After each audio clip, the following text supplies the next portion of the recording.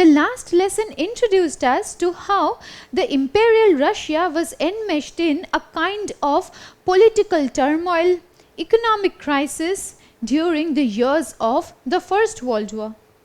Because the Imperial Russia, the state and its army were not prepared to fight such a large-scale global war. And so the First World War took a severe toll on Imperial Russia. Now this was a time when the workers were also being exploited in every possible way. Many had to forcefully join the Imperial Russian army. Many people were unemployed, and so there were a lot of differences among various sections of the society. You will be surprised to know that the layout of Petrograd underscored the divide between the fashionable and the workers' quarters. Now the fashionable and important places were on the left bank of river Neva, and on the right bank of the river Neva were the workers' quarters. This is an image of the present river Neva as it looks with the two banks. But during this time, that is, in the first 2 decades of the 20th century, this river Neva divided the fashionable quarters and important places like offices and other industries from the workers' quarters. Now this was a time when the workers were breaking out in rebellion because anti-monarchical sentiments had spread among the masses. And during the years of the First World War, the workers were the worst hit. Because these workers, these peasants were already poor. They were not well paid. And they were severely overworked. At the top of which, the First World War took a severe toll on the Imperial Russia. When acute food shortages plagued the workers' quarters in February 1917, now the Tsar resolved to dissolve the Duma in order to suppress dissent. We know that Imperial Russia was an autocratic monarchy, and autocratic monarchs always stay on guard because they would never want any kind of dissent or opposition to surface. And so when food shortages were happening throughout Imperial Russia, when the workers as well as the masses were not being able to feed themselves, then the Tsar resolved to dissolve the Duma, because the Duma was the parliament of the masses. But the parliamentarians were against this resolution of Tsar Nicholas II. Now following this, a lockout at a factory on February 22, 1917 now drew sympathy and solidarity of other factory workers. Because when this one factory was locked by the factory owners, then the factory workers were agitating on the streets because they were suddenly thrown into unemployment. And seeing this, other factory workers from several parts of Imperial Russia were now aroused and incited. They were also staging mass demonstrations, agitations and strikes, and these were happening throughout the Imperial Russia. Now when we talk about the factory workers agitating and going out on strikes against the factory owners, against the Tsar's rule, we should also mention women workers, because women workers were an integral part of the working force in Imperial Russia's factories and industries. And women workers were also leading several strikes. So this lockout that happened on February 22, 1917 caused a lot of strikes throughout Imperial Russia on the very next day. And many women were also leading strikes on the following day, that is to say on February 23, 1917. And from this, February 23 now came to be celebrated as International Women's Day. But in today's world, we celebrate International Women's Day on March 8. So why does this difference take place here? This is because till the year 1918, the Russians used to follow the Julian calendar, which is 13 days behind the Gregorian calendar, which is followed in most parts of the world today. So in Gregorian calendar, March 8 translates to February 23 in the Julian calendar. And so with women leading so many strikes throughout Imperial Russia, February 23, 1917 became a landmark moment for women's involvement in the political strikes and agitations. But these protesters, these revolutionaries, so to speak, did not want to confine themselves only to the workers' quarters. They now started going beyond the industrial centers, beyond the factories, and they now aimed to march to the center of the capital, Nevsky Prospect. But do you think it was very easy for the demonstrators to reach the center of the capital? At this point, these demonstrations, these agitations were quite local in nature. These were not organized under the form of a coherent revolution. And so the government now took it upon itself to suppress all these demonstrations and agitations. Because these demonstrations and agitations were against the Tsar's rule, against monarchy in Imperial Russia, so to speak. And so the government now responded with a curfew when the demonstrators marched towards the center of the capital, which was Nevsky Prospect. But when someone sets their minds on something, it is very difficult to dissuade them. And the likewise happened with these demonstrators as well. Though the demonstrators initially dispersed when this curfew was imposed by the government, these demonstrators were not to be defeated. They were only dispersed and not defeated.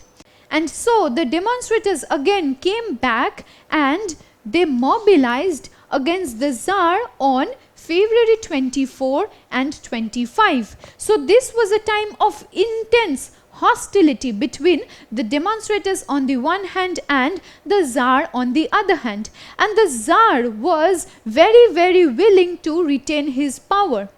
And so the Tsar was responding immediately to any kind of dissent or demonstration which was coming from these people of Imperial Russia. These were the people who were wanting to voice their opinions. They have been suppressed and exploited for so long. They did not have sufficient food to feed themselves. Many of them did not even have jobs or any kind of employment to earn a living. So how long can people be pushed to this point and they still continue to remain silent? It was not to happen so. These demonstrators were now all set to break free, to march against the Tsar. And when the Tsar saw that the demonstrators were again coming back, the Tsar now chose to dismiss the Duma on February 25, 1917. So because these demonstrators were now becoming revolutionaries, they were almost on the verge of breaking out in a proper rebellion against the Tsar's rule, the Tsar now dismissed the Duma, because it was this Duma that was the elected consultative parliament of the people. And so the Tsar thought that in order to suppress people's opinions, people's voices, it was requisite to dismiss the Duma. Now the parliamentarians were against this decision that the Tsar made on February 25, 1917. Following this, the demonstrators now started ransacking police headquarters on February 27, and they demanded bread, better wages, less working hours, and most important, democracy. Because there was nothing that could hold back these demonstrators any longer. They had set their minds on overthrowing the rule of the Tsar. And when their Duma was dismissed, they now started attacking and ransacking the police headquarters. So many such kinds of violent agitations now took place. And all these demonstrators were wanting were bread. They needed something to feed themselves. They were hungry and starving. They needed better wages because the factory owners, the industry owners were exploiting these people. They had to work for very long hours for very minimal wages. And most important, they were wanting and demanding democracy because they knew that it was only this principle of democracy that would bring them equality in the society, that would give political representation to all the citizens, that would end the Tsar's rule entirely. Now at this point, Tsar Nicholas II realized that his honor, his rule were at stake. He had to do something, he had to immediately spring into action in order to completely thwart the progress that was being made by these demonstrators and revolutionaries. And so he ordered the imperial cavalry to open fire on these demonstrators. But anti-monarchical sentiments had surged to such an extent during this time that even the imperial cavalry refused to open fire on the demonstrators. So despite the Tsar's orders to do so, the imperial cavalry did not open fire on the demonstrators. Now one soldier of one of the regiments was killed. And so many other regiments started mutinying. And many of these soldiers now started joining the revolutionaries in their cause for attaining democracy in Russia. Now once these rebelling workers, peasants, masses, soldiers had started marching forward, there was no going back. And so by the evening of February 27, rebelling soldiers and striking workers had gathered to form a Soviet in the same place where the Duma used to be held. And this now came to be known as the Petrograd Soviet. So a series of very fast actions and activities was taking place in Imperial Russia at this point of time.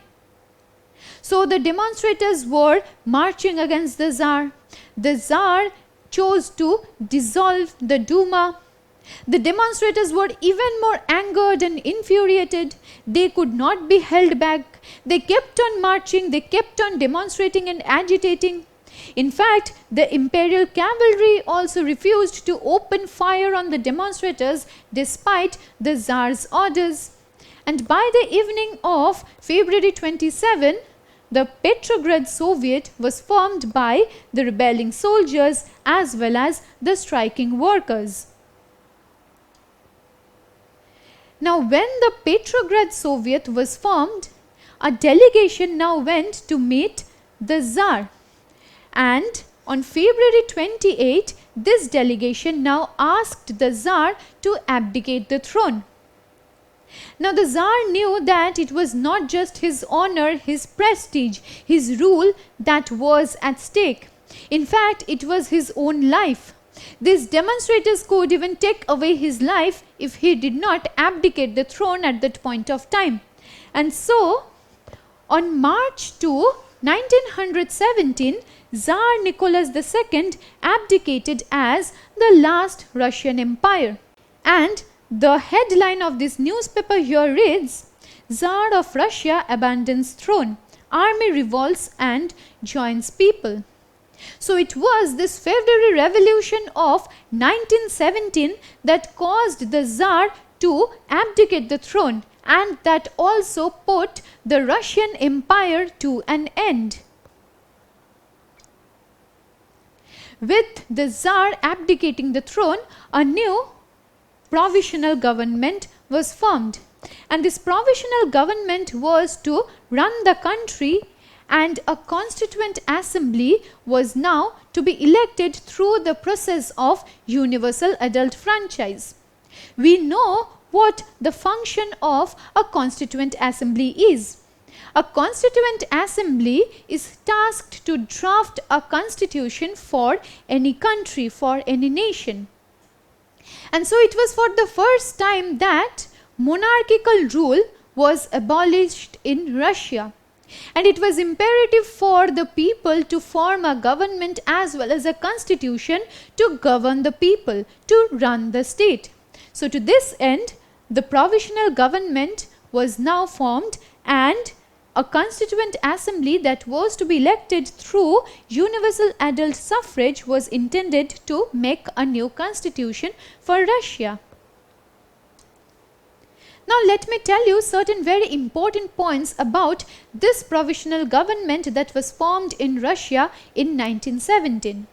Now when this provisional government was formed, it was dominated by the bourgeoisie, and that included the landowners, industrialists, and even army officials. From this we can understand that the bourgeoisie or the wealthy middle class were the propertied men. So the working class people or the proletariat, the workers, peasants, laborers did not really have any representation or proper say in the functioning of this provisional government. Now those liberals and socialists who were parts of this provisional government now wanted to institute democracy in Russia, so as to ensure that all the Russian masses had their say in the political affairs of the country. With the provisional government coming to power, now former restrictions on public meetings and forming associations were lifted. In Imperial Russia, no political party was allowed. All political parties were deemed illegal because these political parties could pose a challenge or threat to the Tsar's rule. But all such restrictions were now lifted, and so public meetings now started taking place. At the same time, people also started forming associations.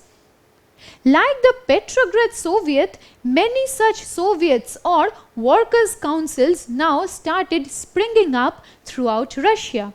So this was a very important thing that was happening immediately after the fall of the Russian Empire in March 1917.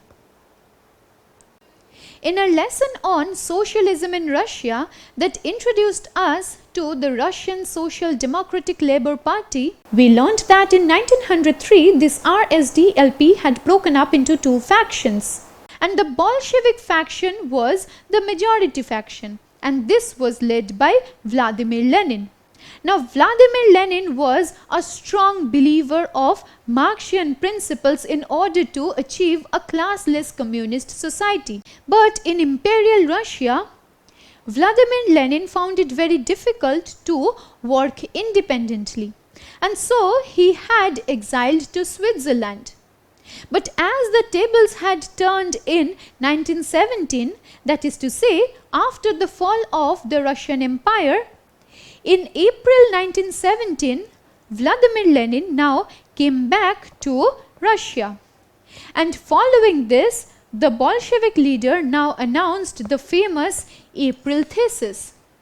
So we will now focus on what this April Thesis was all about. The April Thesis entailed a series of ideas that were posited or proposed by Vladimir Lenin. Firstly, the Bolsheviks were against Imperial Russia's involvement in the First World War. They knew that the First World War would take a severe toll on Russia, and it did. And so the Bolsheviks were now against Russian involvement in World War I. So Lenin now demanded Russia's withdrawal from World War I, and he also called for Soviets or workers' councils to take over power in Russia. Now, Lenin did not really have any faith in the provisional government that was formed immediately following the fall of the Russian Empire. This is because the provisional government was dominated by the bourgeoisie, by the wealthy, propertied men in the Russian society. And these people did not really give any authority, any power, or even any recognition and representation to the working class people. But as a true communist at heart, Lenin was all for the proletariats, for the working class members. And so he now called for the Soviets to take over power in Russia. He also condemned the bourgeoisie-dominated provisional government. He asked the workers as well as the Russian masses to not cooperate with this bourgeoisie-dominated provisional government because it was all for the wealthy and the propertied men. And he also sought to establish many new things for Russia, one among which would be to introduce the idea of nationalizing the banks. So, in this way, if the banks as well as other factories and industries could be nationalized, then those would be brought under the control of the state. There wouldn't be any private owner of any bank or any factory or industry, and in this way the state would now be able to take care of the workers and laborers who worked in these places. In his famous April thesis, Lenin also contended that the Bolshevik Party should now be renamed as the Communist Party to make its communist aims more explicit. So, this is how Lenin was trying to establish a proper communist society in Russia. He was also looking forward to establishing a communist government in Russia, and he tried to make the aims of the Bolshevik Party very explicit. That is to say, all the Bolshevik Party wanted to do was to establish communism in Russia. Till this time, the factories, the industries were owned by the wealthy industrialists, the very rich factory owners. Even lands were also owned by the rich and wealthy landowners. And so, when the spread of workers' protests kept on happening through 1917-18, then these workers were now given a new medium, a new platform to voice their opinions.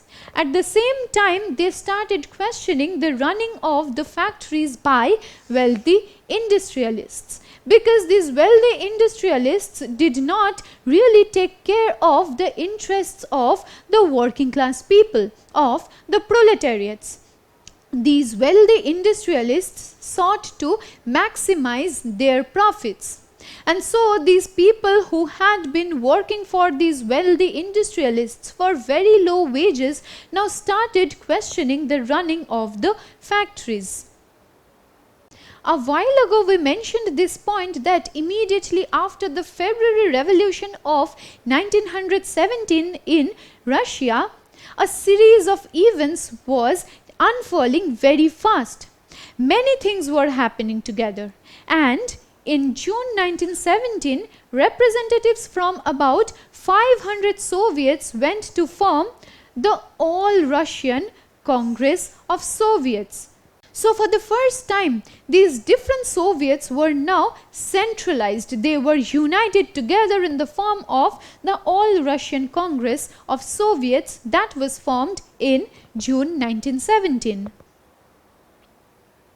Before proceeding with this lesson, let me ask you a question. When was the All-Russian Congress of Soviets formed in Russia? Was it formed in 1920, 1918, 1917 or in 1921? Well, the correct answer is 1917. It was in 1917 when members from 500 Soviets gathered together to form the All-Russian Congress of Soviets in Russia. Now we learned that the provisional government was dominated by the landowners, by the wealthy and affluent merchants, industrialists, by the bourgeoisie, so to speak. And at this point, when the workers were gaining power in Russia, when they were mobilizing, when they were forming proper Soviets and the Soviets were also uniting, the provisional government knew that it would have to spring into action to maintain its power. And so, in order to maintain its power, the provisional government now impeded workers from running factories. So, the factories were to be in the hands of the wealthy industrialists and the factory owners as the provisional government posited. At the same time, Bolshevik demonstrations were severely repressed and many Bolshevik leaders were also arrested, following which many Bolshevik leaders fled to different countries. What you see here is a Bolshevik demonstration and how the Russian army had opened fire on the demonstrators. So severe repression was now being meted out to the Bolshevik demonstrators. But this is what was happening in the city spaces. In the city spaces, the Bolshevik demonstrations were being repressed. But the scenario was quite different in the rural spaces. In the rural spaces, the socialist leaders were forming committees in order to transfer the lands from the wealthy landowners to the peasants. But the peasants were not to be held back any longer, and so in the countryside, the peasants seized lands between July and September 1917. With this, we come to an end of our discussion on the February Revolution that broke out in Russia in the year 1917.